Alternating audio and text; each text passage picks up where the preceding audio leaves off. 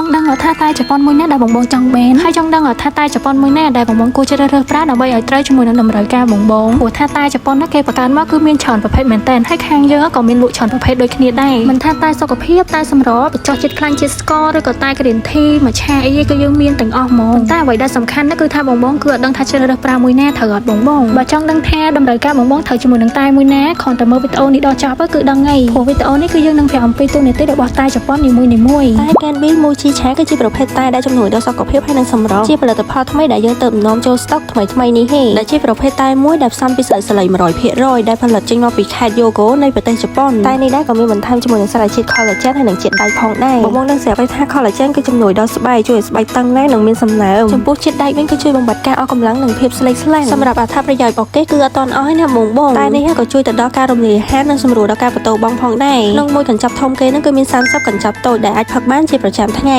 ជាផឹកហើយគឺអត់មានប៉ះពាល់ដល់ការគេងទេព្រោះថាប្រភេទនេះគឺគេអត់មានបន្ថែមជាមួយនឹងសារជាតិកាហ្វេអ៊ីនឡើយបើវិធីប្រើប្រាស់ក្នុងការដាំញ៉ាំហ្នឹងគឺងាយស្រួលមែនតើយកមួយកញ្ចប់ហ្នឹងដាក់នៅក្នុងទឹក1លីត្រនៅក្នុងទឹកត្រជាក់ក៏បានទឹកក្តៅក៏បានបើសិនជាបងដាំនៅក្នុងទឹកដែលមានសីតុណ្ហភាពត្រជាក់សូមទុកនៅក្នុងទូទឹកកកប្រហែល2ទៅ3ម៉ោងតែបើសិនជាដាំនៅក្នុងទឹកក្តៅវិញសូមទុករយៈពេល5នាទីបន្ទាប់ពីហ្នឹងគឺបងអាចធ្វើការញ៉ាំបានទេសម្រាប់តែជប៉ុនពេលនេះវិញបងឃើញមានពីរអញ្ចឹងប៉ុន្តែអត្ថប្រយោជន៍គេគឺដូចគ្នាឯងគ្រាន់តែទី1ហ្នឹងគឺមាន52កញ្ចប់ហើយទី2ហ្នឹងគឺមាន54កញ្ចប់គឺជាប្រភេទតែដែលទើបបញ្ចូលស្តុកមកថ្មីដែរបងតែនេះគឺគេធ្វើឡើងសម្រាប់កូនក្មេងសូម្បីតែស្ត្រីមានផ្ទៃពោះក៏អាចញ៉ាំបានដែរគឺនៅពេលដែលញ៉ាំទៅគឺជួយបំបត្តិការក្តៅខ្លួននិងជួយឲ្យត្រជាក់ក្នុងឡើងវិញហើយក៏មានទូនាទីជួយឲ្យមាត់មានសំណើមបំបត្តិការស្ងួតផងដែរព្រោះថាមនុស្សយើងគឺឲ្យតែមានអារម្មណ៍ថាក្តៅខ្លួនដល់តែមានអារម្មណ៍ថាស្ងួតមាត់តែប្រភេទតែនេះក៏ជួយសម្រួលដល់ការរំលាយអាហារផងដែរបើតែពីរនេះវិញគឺជាប្រភេទតែបៃតងដែលគេឆុងញ៉ាំលេងបងតែបៃតងពីរនេះគឺដូចគ្នាគ្រាន់តែខុសតែចំណោះតែប៉ុណ្ណោះតែនេះគឺមានរសជាតិឆ្ងាញ់ហើយក៏ជំនួយដល់សុខភាពដែរអ្នកដែលគាត់មានបញ្ហាដល់ខ្លាញ់ក្បាលពោះ